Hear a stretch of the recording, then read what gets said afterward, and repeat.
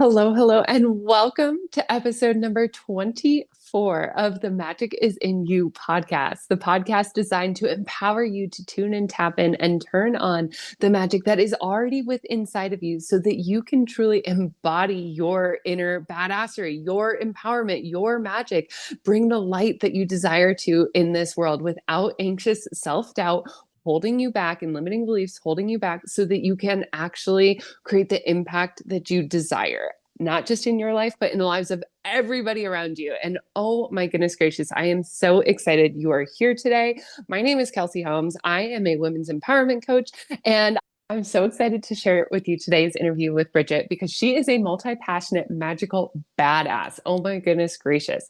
We're talking about how she healed her body through energetics, through awareness, through her own healing practices that she has been cultivating for the last 30 years of her experience in life.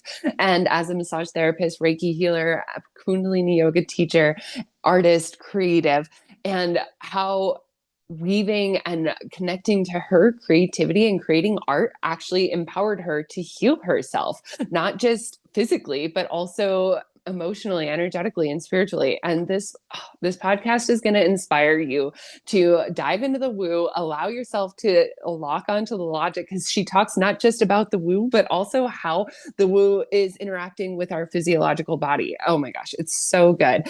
And how we can empower our physical body through energetics and through perhaps what is known as the woo woo. I'm super excited to share today's interview with you. But before we dive in, I want to let you know that there are a couple spots left this month for my one-to-one Elevate You VIP transformational coaching experience, where I work with you one-on-one for 12 weeks to empower you to release anxious self-doubt and embody inner empowerment through subconscious reprogramming, mindset and thought awareness, and somatic experiencing and body practices. If you want any more information about this transformational coaching experience where you will feel more peace, flow, ease, self-trust, self-confidence, like a fucking badass at the end of this 3 months, allowing you to tap into yourself every single week, tuning into yourself every single week to deepen your connection, mind, body, and energy so that you can show up powerfully, authentically, and on fire in your life, in your business, in the relationships that you have with everybody, shoot me a DM on Instagram or head over to kelseyholmes.com/coaching and learn more about Elevate You VIP one-to-one transformational coaching experience. And without further ado, let me introduce Bridget Welch to you. Bridget Welch, artist and healer, has been a healer for over 28 years and an artist her whole life. She specializes in massage therapy, Reiki, Kundalini yoga, and working with the chakras and sound healing vocals. She teaches workshops, has an awesome new course and program guiding others to reconnect with their bodies, feelings, and creative spark so they can experience a more dynamic form of health. Bridget also paints, dances, and sings, and is a children's author. Bridget asserts that self-expression, whether moving through our feelings or getting artsy, has a strong relationship to maintaining our health. She had a couple health crises in her 20s related to stagnant feelings or repressing her creativity. And now that she is mindful to always keep her energy flowing, she doesn't even get sick anymore. Already having a foundation of good food and body movement, the flowing emotions and creativity were the missing pieces for her that took her health to a whole new level in mind, body, and spirit. I'm so excited to introduce Bridget Welch. Hello, hello, hello, and welcome, Bridget, to the Magic is in You podcast. I'm so excited to connect with you today. Like I mentioned in the intro, Bridget and I have actually been in some coaching containers together, but we haven't ever actually sat down. And I've been watching Bridget's art and her magic and her beauty and her healing in this world that she creates with her clients, and then also just in her beautiful creative expression. And I am so excited to share Bridget with you today. Bridget, welcome to the Magic is in You podcast. Please say hello and introduce yourself. Yes, thank you very much. Hello, I'm Bridget Welch. I'm a massage therapist and yoga teacher, an artist, Reiki master, musician. Some of these are official jobs, and some of the things that I just love to do. So, and I love dancing too. Oh, yes, I love this. And this is part of why I'm so excited that you're here today because we have so many things in common. I am not a practicing massage therapist anymore, but I worked and practiced massage therapy for 7 years and had my own practices. And I've been teaching yoga for 8 years now and I'm a Reiki master. And so I integrate all of these things as well. So I'm so excited to be chatting with you today. And can you tell us a little bit about what got you into this healing and creative journey and magic? You said that you have been an artist since you were a kid and a healer for 28 years. Can you Yeah. tell us like how you even stumbled upon all of this goodness? I think naturally with the art, like I remember being like 5 and waking up, and the first thing I wanted to do was color. I had my little art table in my room, and I used to listen to my records all the time in the evening. Like I was already very into creativity from a young age and playing outside and all of that. The healing I got into after college, I had a degree in anthropology.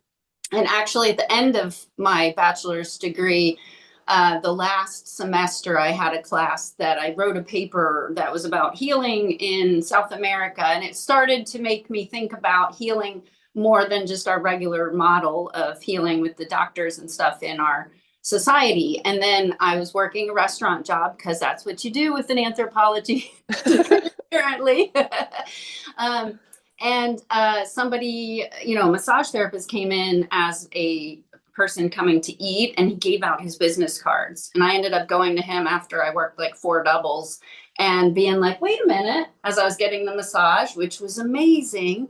I was like, maybe I could do this. Yeah, I think I'd like to do this. And he had like his room was like he had all the anatomical posters and the crystals and the incense, and it was like the nice, like the new agey and the practical together, which both Love that. appealed to me.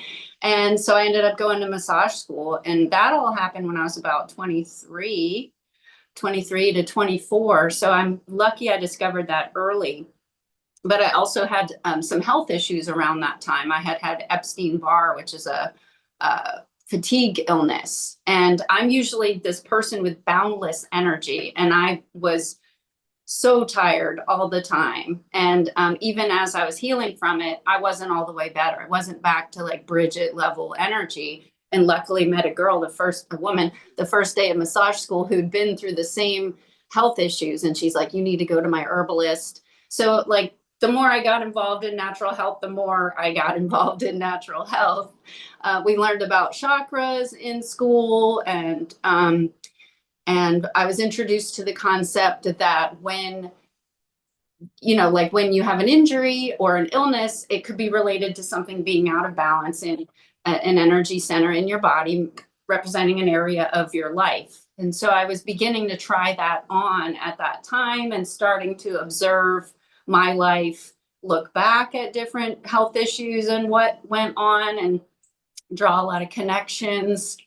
So that's how I got into healing. And then just like I ate it up, like I love it. Oh, I love that so much because I think as practitioners, so frequently we get into this work because we've been working on ourselves. And Yeah. it's something that has been so powerful and impactful for ourselves. And we desire to be able to create that or to help facilitate that transformation and healing in others. Yes, definitely. Definitely. I also love that you mentioned how the first massage or the massage with that patron customer of your restaurant had both the crystals and the anatomy because I Yes. love both so much. Like I geek out on anatomy and the physiology in the body, but I also am like so into the energetics as well. And like Yeah. the combination, I think, is where so much power truly is and so much magic truly Yeah. is. Yeah. Yeah. Oh, I work within, science or whatever, but I believe that we're all made of energy, and mhm. that a lot of that is where our healing comes from, that we are energy, and that's a lot more movable and mutable than, when you feel that very stuckness of like your physical body is being a certain way. and you want it to change, but it won't. But if you remember your energy, it may help. It helps Yes. me anyway. Oh, absolutely. Truly. And so you were mentioning how in your 20s, when you were going through massage school, you were learning about the chakras, you were learning about how our energy in our body and our chakras can affect our physical health. And that Yeah. helped you start to actually heal. Can you tell us a little bit more about that and how you tapped into like your inner knowing, your inner wisdom within that healing process? I think that the most powerful example for me was, let's say, a few years into my career. Um, in my later 20s, I had been like, I need to work, I need to make money, I had debts I needed to pay. I kind of jumped into having my own office before it was like financially a good idea, but I didn't know. Sometimes I do things impulsively, other things quite practically. But back when I was younger, I would sure, I'll take over your office for you and whatever.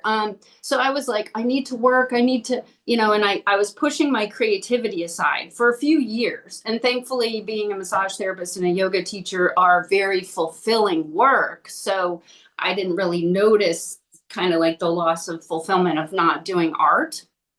And then Oh, interesting. I developed irregular cells on my cervix in my late 20s. So then I looked at, okay, well, what is that? Um, that's the second chakra. So that is, my sexuality, my deep creativity, my emotions. So I wanted to approach this from a lot of different angles. And the person who I was seeing for my OBGYN care was actually a nurse midwife. And so she knew that I had, ever since back when I got with the herbalist who helped me get over Epstein-Barr, I really was more like, what can we do naturally whenever possible versus just going to the doctors who had in some ways failed me. But I don't have a problem with doctors, and they've been important at different times in my life. But anyways, she said, you can try this aloe that you can put in there and put on your cervix. And then I got acupuncture because in Oriental medicine, stagnant chi or stagnant life force energy is behind cancers forming, right? So I was like, I got to get that energy moving. So I was doing art, doing poetry, painting, like just everything, getting it moving. And there was some Kundalini yoga that I was doing that I knew helped move energy too, especially from the lower chakras up to the higher ones. And so I took this multifaceted approach, and really dove back into my creativity. And I decided I'm never letting it go again. So even if I a little bit kind of like, oh, I've been putting it on the back burner, it's not going to be for 7 years. It's going to be for 2 days, maybe 5. And that's like, I want to paint every day, but I don't always remember to. I actually write it on my to-do list. I write some things I love to do on my to-do list so that I don't forget them. Because a lot of Yeah. times I'm getting to the end of the day and like music, art, those things are the last things, even though I'm being mindful of it. I'm also busy. I'm a mom. I have more than one business and stuff. So sometimes it's stolen moments, but even a 5-minute real quick watercolor is so satisfying. Oh, Even just a few minutes of something creative, even coloring books, I may not be like digging in and using like the depth of my creativity, but I love to work with color and just oh, something beautiful. It just feels so good. And I feel like I can't be the only person whose health is tied in with their creativity. And so I've been an advocate for everybody being creative and finding out ways that they are creative. Because some people will say, I'm not creative. But then maybe they're a really good cook, or they throw the best parties, like they're a wonderful hostess, or, some of it's like not the obvious things like fine arts and stuff. I really like that you brought that last part up because I hear frequently from people, whether it's my dental hygienist or like somebody one of my friends, that, oh, I'm just not creative. And I feel like in the traditional sense, when we think creativity, we're like thinking painting or drawing. And I'm also talking about from my personal experience. I used to say I'm not creative. My sister is the artist. She's the one who paints. She's the one who draws well. Da, da, da, da.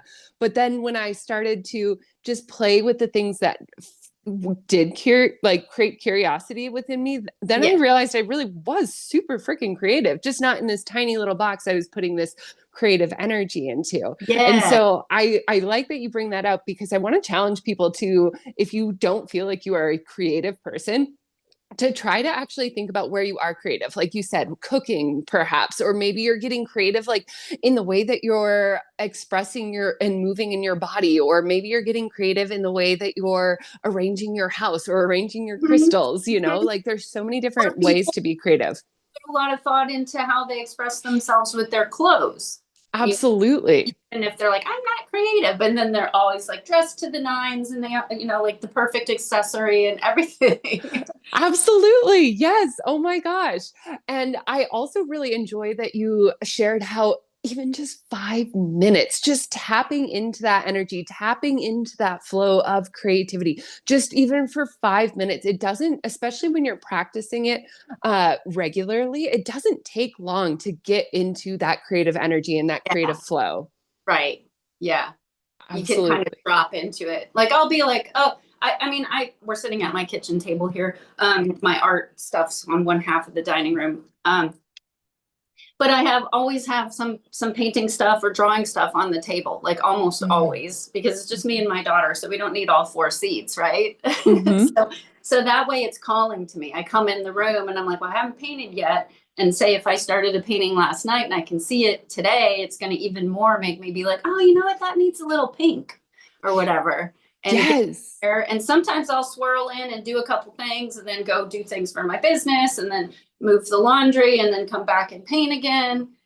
I like to be able to live like that, where I can kind of like pepper the art throughout my day to reset my brain and get me like back. Like if I'm like, oh, I can't think anymore for this thinking task that I'm doing, I'll be like, let me go I'll go color and then I'll come back and maybe my creative, brain opened up a little and the logic brain got back on board. Oh my gosh, I really love that too, because I think when you make it accessible, like creating, like leaving your drawings or paintings out on the table to make it easy to come to. I, for example, have my yoga mat laid out all the time in my house. Like I Right. have a designated spot, and I'll come Yeah. and just spend 2 to 5 minutes on it occasionally. Sometimes I'll Right. spend more, but even just that couple of minutes of that intentional reset time in a space that you have designated for that reset, it's amazing how quickly it sparks Yeah. ideas and flow Mhm. in your work. Like you were saying, then you go back to work oftentimes. Yeah. And how does that empower you in your work? Hmm. I feel like it's back to what kind of my premise of moving our feelings and our creativity is helpful for our well-being. And inside of that, we're made of energy, like keeping everything flowing and moving, as like with, for instance, because you said you also are a Reiki master, we're a conduit for the healing energy, whether or not you're a Reiki master. We Mm-hmm. we have that universal energy coming into us, and I picture it coming out our heart and down our arms. So if I'm giving massages and I'm tending to myself with all the self-care, which is the only way you can be a massage therapist for 28 years. You can't like neglect yourself and do such a physical and giving job, right? Not at all. Yeah, so me prioritizing all of those things keeps me sane. Like my version of sane is what I say. But like I'm functional. I can do the things. I'm happy. I have a lot to give. Um, so I feel like it's that. And then also because some of the things I do besides the massage and things, I'll teach workshops that are going to tie in with creativity. I've taught a chakra dance experience where I get people moving with a little bit of yoga to move the energy along the spine. And then we put on a playlist that I pick out that's going to take you through each chakra and you get to express yourself how you want to. So I do think that's work that I do too, where the creativity really comes in. And I've got a course that I created that I had to kind of set it on the back burner a little bit to focus on some family things for a while, but I'm back to it. And yeah, so I'm teaching, I've got a mantra chanting workshop with one of my Ooh. musician friends who comes to yoga. He's like, hey, can we set these to music? I'm like, oh my God, I've been wanting him to ask me that for years. That's so awesome. And the chanting workshop, oh my gosh. Is it kirtan? Now I'm not saying it right. Yeah, it's a kirtan. It's just going to be, whereas a lot of, at least in my town, there's a lot of like kirtan that's from Hindi and Sanskrit. And so the Kundalini Yoga has a different set of mantras because it's a different, the sacred language is Gurbani instead of Sanskrit. So it's going to be different and maybe new for some people. And of course, for people that already do Kundalini Yoga, may be familiar, but they'll be excited because we'll have music and have that whole kirtan experience, which we haven't, that I know of, had a kirtan here with Kundalini Yoga yet. Oh, that's going to be incredible. Can you Yeah, explain a little bit about what this kirtan style workshop provides people for people who have never heard about it? Because I hadn't heard about it until I guess it's been a few years now, but we don't have a lot of opportunity for kirtan style workshops where I'm at. So can you, yeah, for example, for the people who don't know, can you share a little bit more about that? yeah. So we're working with sacred sound. So um, we have a word in Kundalini Yoga, and maybe it's throughout all the yogas. Nod, NAAD, nod. The nod. That's the sound current. So think of like even like the Big Bang or whatever began the universe, whether it was God saying a word and it vibrated or just like kaboom and it's still reverberating, but we're made of it, we're part of it. When we chant along with it, we're in it. We're like one with it. We're, it's just it's it's really fun to do as a group. There's power to when people gather together and do something. And you can kind of like get lost in the rhythm of it and just, you know, uh, it's bliss inducing. The mantras, there's a science to it. Yoga is really a science. It's not a religion. Sometimes people get confused about that, but it's a technology for living your life. You can apply it to whatever your spiritual beliefs are. And in this case, I interrupted myself. What was I saying? So you're chanting and you're it's bliss inducing because you are hitting little points on the roof of your mouth that stimulate your pituitary and your pineal gland. So then the hormones of bliss and relaxation are being secreted. So there's like a whole science behind why it works. And there's certain sounds like like deep like vowels that vibrate your heart and your thymus gland and different things. So it's an internal massage to your body. Ooh, I love that. An internal massage to your body. And like you were talking about, it's stimulating literally different glands in your body so that you've got the anatomy, I always like to think about it as like, okay, I've got my logic on board here. Yeah, Like I'm getting the anatomy, I'm getting these different areas in the body, like physically stimulated from the vibrations of the voice, but also just energetically, you're stimulating through all seven chakras yeah. and through the, And you're breathing too. mm-hmm. And you're breathing deeply because you're singing. So you're getting all the things you get out of deep breathing, which include things like relaxation, but it's another internal massage. When you breathe deeply and your diaphragm's going up and down and your ribs are moving with your lungs, you're all your internal organs are getting better circulation. I mean, there's just so many good things about it. So I'm looking forward to sharing.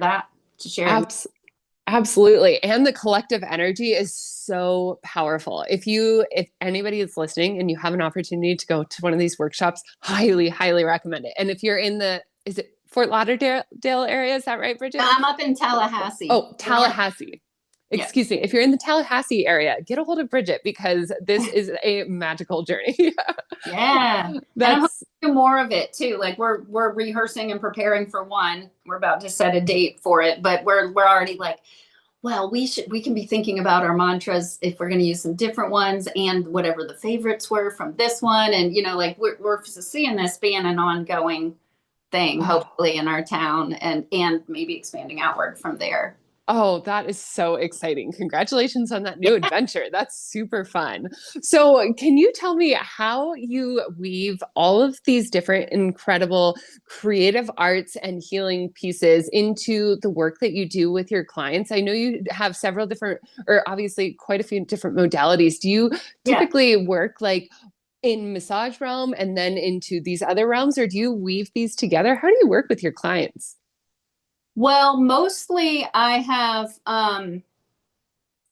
like individual clients who are massage clients or yoga students, or maybe they're both. Mm-hmm. And with the creativity things that I'm offering now, we're getting often I'm combining something from the yoga with it, like the chakra dance and the chanting one. We're going to do some spinal stuff and get our spines all opened up and all like the series of the chakras so that the experience is even greater, and to give people help. People are stressed out and um, not maybe not very in touch with their bodies. I Yeah. wasn't before that first massage or before I got into yoga myself. Like I remember getting a massage from that first time and being like, wow, I have feet. Now, obviously I knew I had feet, but I felt my feet.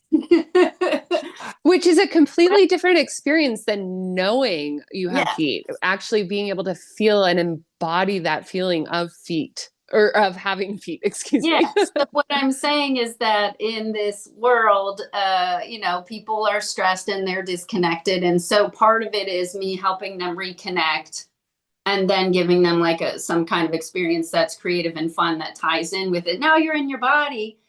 Now we can do these things. And that's Mhm. actually like with the course that I've created.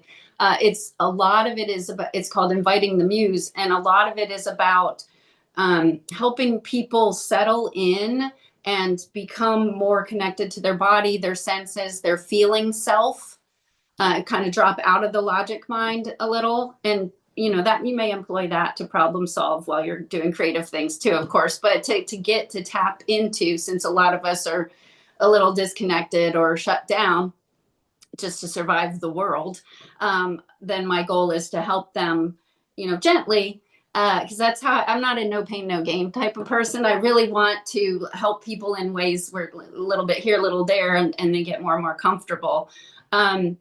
So that they can create. So they're like, oh, okay, I've learned that if I take a bath and then I light a candle and then I go to paint, I'm really relaxed or whatever it is. So Mhm. um, that's my goal, to get people more connected with themselves. I have my big goal is my what I call my gentle plot for world domination is one in which I trick everyone into loving themselves and each other. Oh my gosh. I I love this because I personally talk about this too, because like self-love is the root of so much, and self-hatred is the root of so much in this world. Yeah. Because if we are hating on ourselves constantly, we're going to show up like an asshole in the world Right. and not be productive. We're not actually contributing what we truly desire to contribute. Versus like if we come from a place of self-love, we show up as a completely different person in this world, with our families, with our community members, in our businesses, in every interaction that we have, in the interaction with the barista or the server at your lunch spot. Like we are completely different people when we start from this place of self-love. And I love this because, or like this world domination idea, right?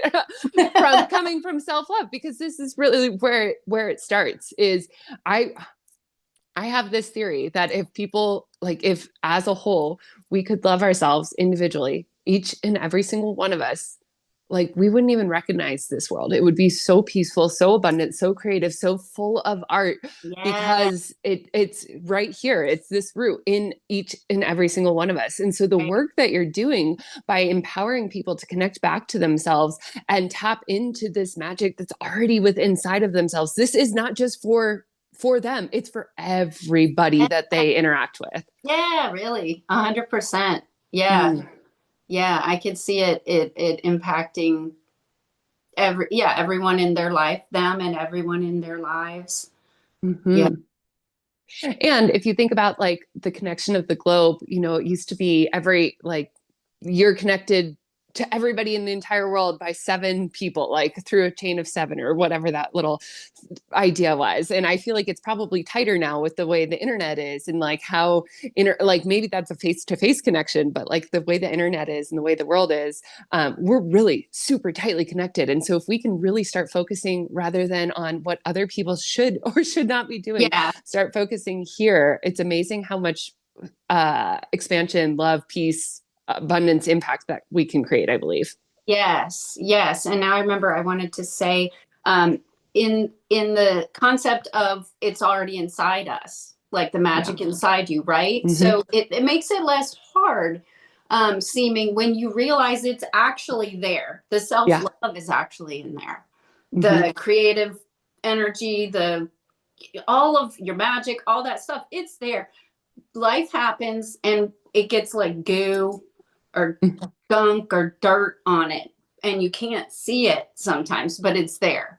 So it's Yes. like enlightenment, whatever you're searching for, it's here. It's here. It's here. You already have it, even. And it's all about uncovering it.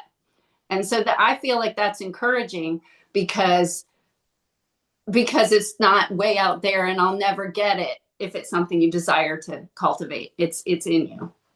Absolutely. It's not this external thing that all of a sudden, once we have all these external things, then we'll love ourselves. Actually, it's the opposite. We love ourselves, and then everything else outside of us starts to shift and transform. And like you said, it's there already. It's not that it's not there. It's just that we get to intentionally tap into it and cultivate Yeah. it. You know, I like to think about it as this ember that never dies out within us, but unless we feed it, it just stays this tiny little ember. And so this Yeah. ember could be under all of the coals that you don't even, so much so that you don't even see the ember. But when you give attention to it, when you give breath to it, air to it, it builds the fire, our inner flame. Like when you add like fuel to the fire, when you add that time for that creative expression for yourself, to allow yourself to tap into the feelings, it allows that fire fuel to grow and grow our inner flame for our self-love. Yes, exactly. I like that imagery. It's Yeah. really great.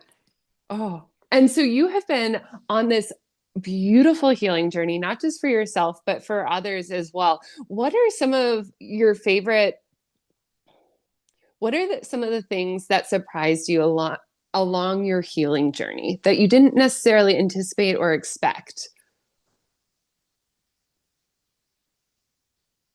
That's a good question. Things that surprised me that I didn't expect. Oh, well, okay. So when my first husband and I broke up, it was around 2010, 2011. And I decided I had just been taking a little workshop with a friend of mine right around then. It was about like connecting with your feminine side, your feminine energy. So I think I kind of like springboarded from what I was learning with her. As I was going through that transition, I was like, oh, but also, I'm interrupting myself.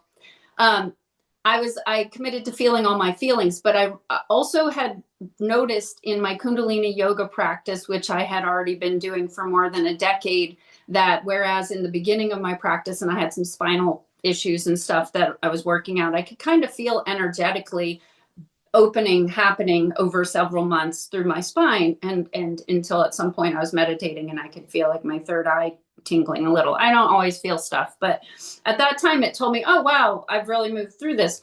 Now what I started to notice around 2010 was I was starting to feel like an energy of coming down, which the energy does come up and come back down all the time, but it was like a coming back down into the body was what I was feeling was called for, because I Mm-hmm. usually use my intuition as a teacher and kind of feel like what's going on in my life and the people around me. And I'm like, oh, we all have tight shoulders. We're going to do a heart chakra opening thing or whatever. So I was feeling a call to ground our spiritual energy more in our bodies. And so then around that time frame, my first husband and I broke up, and I was like, I'm going to feel all my feelings. Yeah, it's a big process to go. It's a huge process to go through a divorce and a lot of grief and all of that. And especially I have a daughter. So there was like, I broke up the family by wanting the divorce or whatever the feelings you have to feel about that. And Yeah.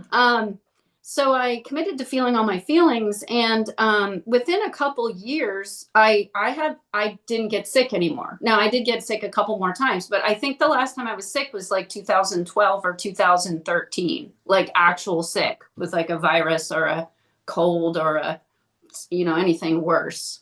Um, which is kind of amazing. And that's another reason that I'm like, hey guys, I think I figured something out. Come try it with me. Oh my gosh, absolutely. Because not only were you healing these more,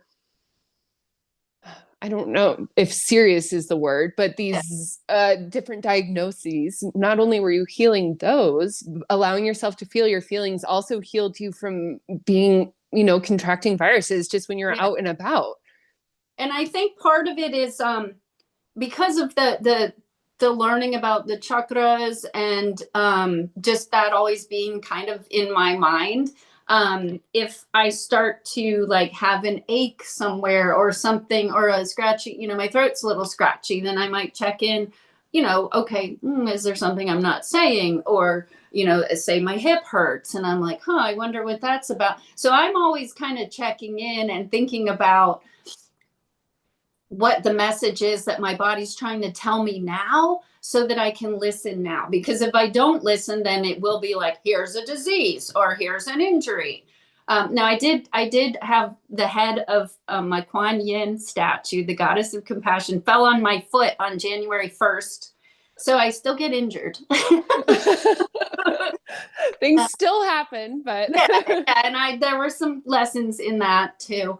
Um, but I kind of am paying attention to my environment, to what's happening, what I'm feeling for clues so that if there are whispers coming at me, I'm going to hear them and take action or make changes before I get sick. Before, or even like I remember being in my early to mid 20s, getting like running a stop sign and getting a ticket. And then like I had to drive down to South Florida for a massage workshop and I was speeding on the turnpike. I don't know why. It just feels like you should go faster than the speed limit. And I got a ticket because I didn't get the message from the stop sign running that I did like 4 days before. And after I got the ticket, I was like, girl, the next thing's a car accident. So you better just slow down. It's not just about driving, but it was definitely like the scurrying around in my life that I was receiving a message about. So it's not like I just magic. It's not, well, it is magic, but at the same time, there's definitely a mindfulness to being aware of not only what I'm feeling, but like, what is it telling me? What is the message that it's telling me so that I can make the adjustments before it turns into illness, injuries, accidents, bigger losses. absolutely. And getting to the point where you're allowing yourself to feel your feelings so that you can tune into your body enough and have the safety and stability within yourself to then ask curious questions so that you could become more aware of what's actually happening, not just like the physical symptoms of the scratchy throat or the sore hip or the you said it was irregular cells on your cervix, not Yeah, just those physical symptoms, but okay, what's underneath this? Like asking yourself those curious questions, that itself is almost an art form when you allow yourself to really kind of investigate and be curious and go on the adventure of getting to know yourself and the feelings that you're actively experiencing. And yeah, not just in that, oh, I think I'm feeling pissed today, but in the, like this like thing in my solar plexus is like feeling so heavy. I've got a rib out here. Like, what's this actually about? Oh, I'm not in my empowerment. I like gave my power up to somebody else. And that's why I'm feeling angry and pissed and like, because I gave it away. yeah, right. And then you can do what you need to do to like honor yourself. And maybe if you need to have a conversation with somebody, the person you're mad at, or someone that you need to just like vent and work it out with and come to a new understanding and attitude about it. Mm-hmm. Could be something like that. Absolutely. This kind of self exploration of our feelings, of our emotions, of our thoughts, and how they tie into the body and like the physical body, but also the energetic body is just such a beautiful adventure, I feel like, and also so powerful and so healing. Do you ever, do you help your clients with this awareness for themselves as well?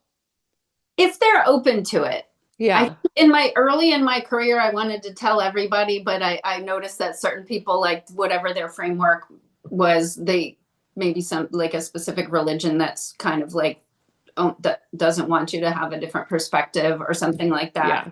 Um, and or just very very practical people might be like, what?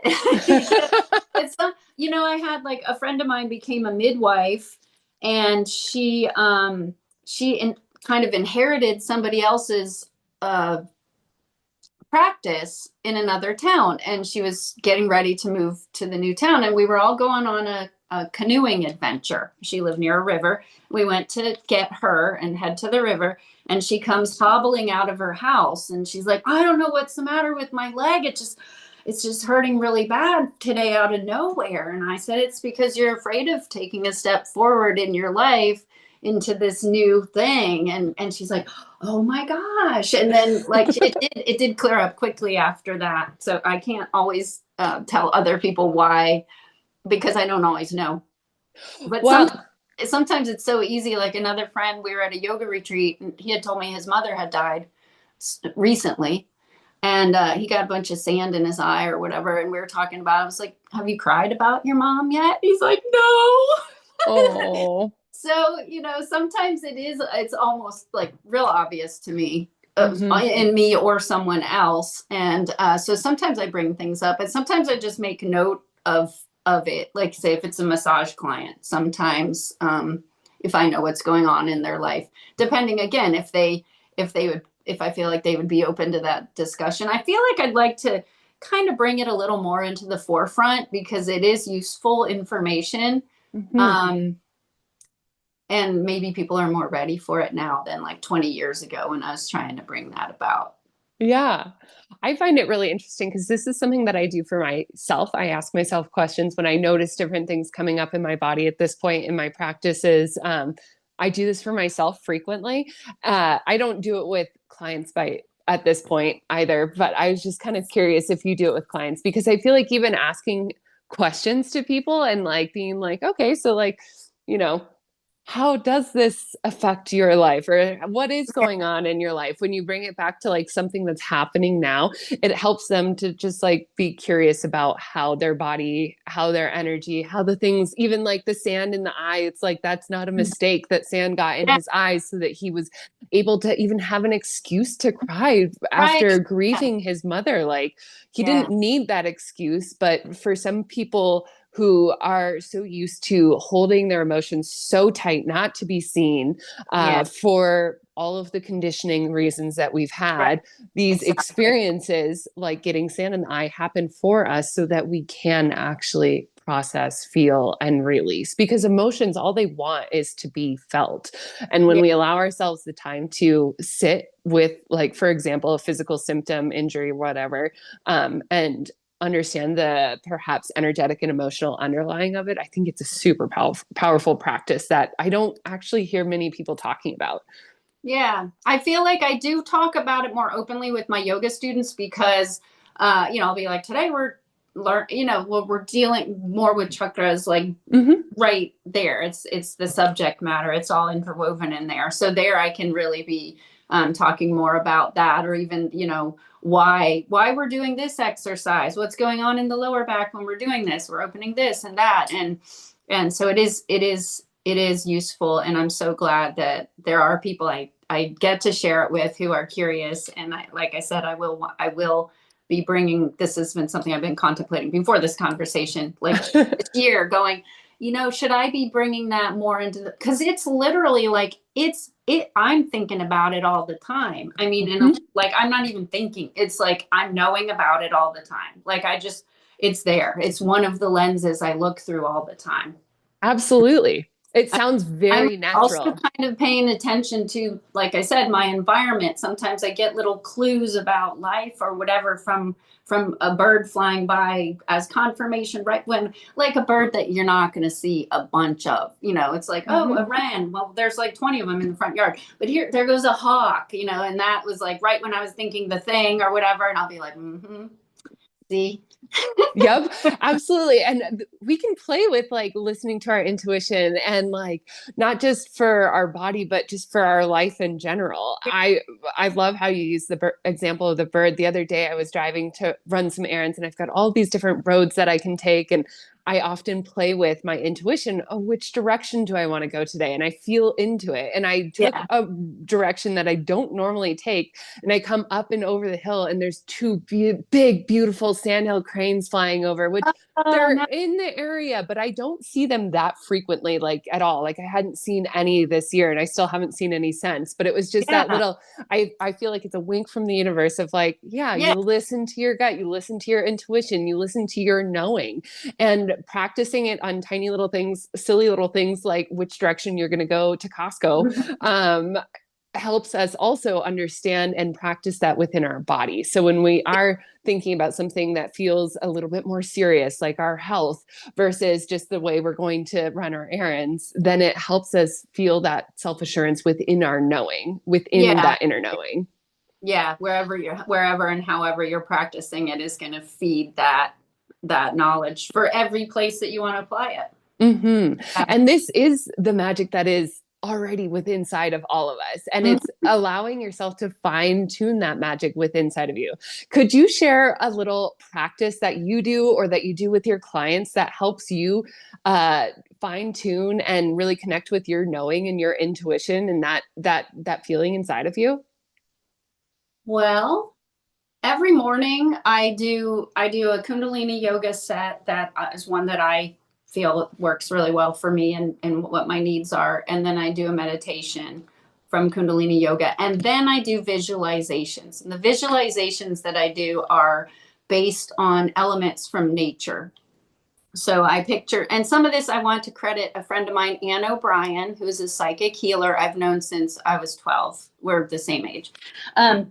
We were kids together. And so she's legit. I've known her whole life. But anyway, she taught me some of this. So she taught me about like visualizing like an aura bubble around me. And you can, like, she taught me a trick where you can picture a big golden sun like 20 feet above you that is sucking out of you or vacuuming out of you all the energy that's other people's energy that's in your space that you don't want in there, sending it back to them. And it's also magnetizing your energy back to the here and now. So it could be your energy that's like worrying about so and so. It could be your energy that's like stuck on some memory from 17 years ago.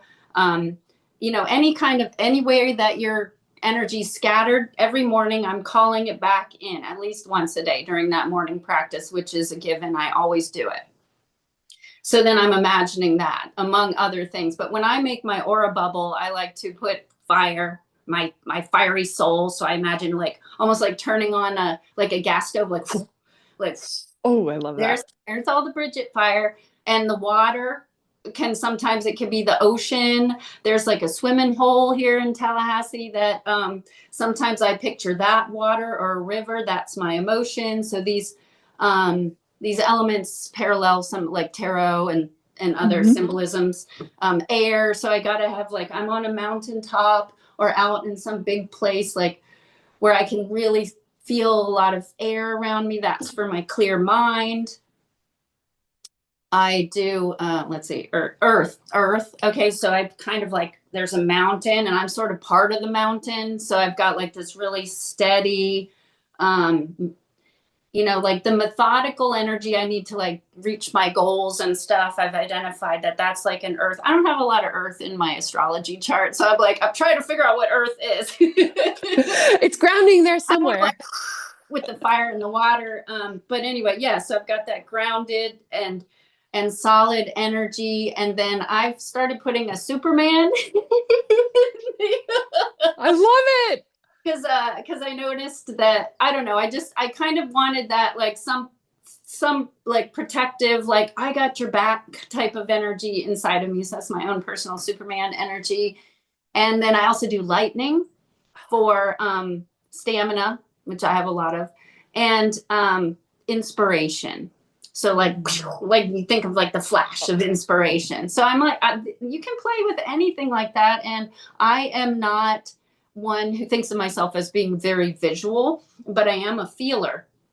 So I concentrate a little more on feeling each of those elements in my bubble or the feeling of it. Maybe I get on some mornings I'm more visual, and I've definitely become more visual the more I've been practicing these. But that's an example of some ways that I play with, with my creativity and my spirituality. Mhm. For, our subconscious minds, we can, we can, teach ourselves a new way of being and thinking and understanding of ourselves by working with the subconscious mind. So that's the main reason I do that.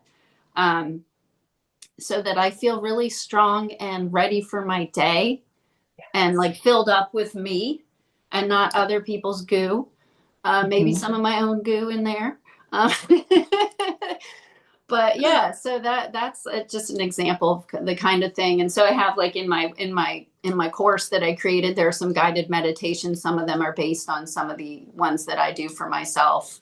um, Oh, I love that. And just having that practice of connecting with yourself, calling back your energy, releasing the energy that is not yours and not serving you every single day, and just connecting to that knowing, connecting to your magic, connecting to your intuition, your spirit, your soul, your energy.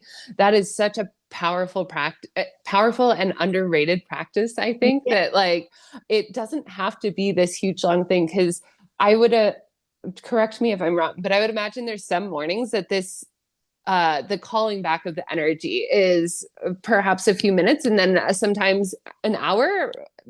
How long does it take you normally to do this little calling back I would practice? say a lot of it only takes a few minutes. Mm-hmm. And that if anything, if I have a day I'm having trouble concentrating, then I'm having trouble in general, to be like, okay, try, like other days I'm like, oh, and I can see it all and I can feel it all and it's all just happening. But it really only takes a few minutes. Yeah. When I get up in the morning, I try to get up with extra time that's longer than how long it takes to do yoga and get dressed and eat, so that if I feel like I need to mope or draw or sip my coffee outside, check for bunnies in the front yard, like I want to have time to do all those things usually. And that also can allow for, oh wow, this is taking me a little longer to settle into my yoga or Mm. to to get into the visualizations, especially not, like I said, not being a very visual person for that. Well, yeah. And I part of the reason I asked that is because um I think for a lot of people they're like, "Oh my gosh, I have to spend an hour to do all of this connection." But Uh, really oftentimes like with practice it only takes a few minutes. But also understanding that not every day is the same, and yeah, allowing yourself to meet yourself where you're at in that day, in that moment, is really one of the most powerful underlying practices, because that's you listening to yourself and what you need in that moment, building your self trust and building your self yeah. assurance. And I've actually sometimes gotten information from doing it. Like, at least one time I can remember, like for the water part, visualizing the sea, but it was like really choppy, and I was like, Mm. oh, that's informative. And I was going, there was a lot going on. So I was like, that's interesting. Even in my visualization, I can get like a nice, serene, glassy body of water. Right, your visualizations bringing the energy that you have going on around Yeah, you at the yeah, moment. yeah. Yeah. Oh my gosh. Well, I want to be mindful of your time today, Bridget, but is there anything else that you would like to share with everybody about being able to tap into their creativity, their magic, and how they can really harness their emotions and their healing to bolster and empower their creativity and magic? Well, a couple things. I wanted to say, I believe it was Julia Cameron that wrote The Artist's Way that mentioned in there that we are creators. We are, and that idea of like, we're created in the image of the creator. We are creators. We are creative. That is, it's in you, it's innate, it's divine, it's sacred. So there's that. And, um, the same with self-love. This is something I would like people to know. Like some people might think that loving yourself is selfish, but it isn't. It's that same like spark of the divine or whatever that's in you loves you already, even if you think that you're a jerk and there's no way that God could love me or the universe could love me. Wrong, wrong, wrong, wrong. Okay. I am so sorry to tell you, but you are wrong. You are loved. And again, so it's in there. And when you love yourself, I mean, that's God loving you. That's the divine loving you. That's like, because that's what God is, in my opinion, you know? Yeah. So don't be afraid to love yourself. It isn't, whoever told you it was selfish was incorrect. Yes. Oh my gosh. I feel like, oh, I just want that message shouted from the rooftop. And also that we are innate creators. Like, not only are we love, like, that's what we are made of is love. And we get to be that and see that and feel that for ourselves and give that to ourselves, but that we are innately creators. We don't have to fit into somebody else's box of creative. We get to create Yeah. our own expression of creativity because there is no limit on creativity, right? Like there is no box for creativity. It is Yeah. limitless. Yeah. Very true. Oh, well, thank you so much for coming on today's episode of the Magic is in You podcast. I appreciate you so much, Bridget. Can you please share with everybody what you have going on, the upcoming workshops, how they can get into the upcoming workshops if they are in the Tallahassee. Tallahassee area? Thank you. Sure. Okay. And how to connect with you. Yeah. So my website is bridgetwelch.com. BridgetWelch.com. So when I get the that mantra workshop scheduled, I'll be putting information on there. There's also, you could sign up for my course, my bigger course for helping people tap into their creativity. It's partly online and also with interacting with me. And when we get enough people in there, we'll have a little community of other people that are tapping into their creativity that we can interface with. So you can find out more about that on the website too. I have two Instagrams. One is yoga.with.bridget and the other one is bridget.being.creative. So you can check those out. Yes, those are the main things I've got going on, the course and the mantra workshop that we're getting started. So Yay! Oh my gosh. And all of the links will be in the show notes as well. So you can go and find her, follow her on Instagram. She creates beautiful paintings, beautiful artwork, and connect with Bridget. And thank you again so much, Bridget. I yeah, appreciate you so much. yeah, this was a great conversation. Thanks for having me on. Of course. And I hope that you all have a beautiful rest of the day, whatever it brings for you. Remember to love yourself today. Tap into your creativity. Allow yourself to feel, express, and be in your emotions. And remember, the magic is in you. Have a beautiful rest of your day, badasses. Peace.